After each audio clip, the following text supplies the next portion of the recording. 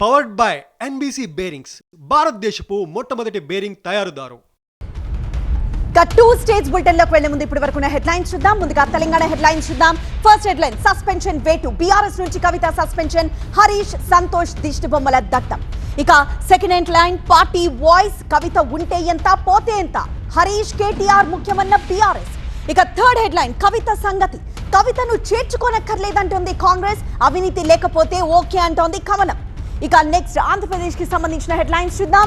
First headline, master plan, పోర్ట్ల కనెక్టివిటీకి master plan, త్వరలో లాజిస్టిక్స్ యూనివర్సిటీ ఏర్పాటు.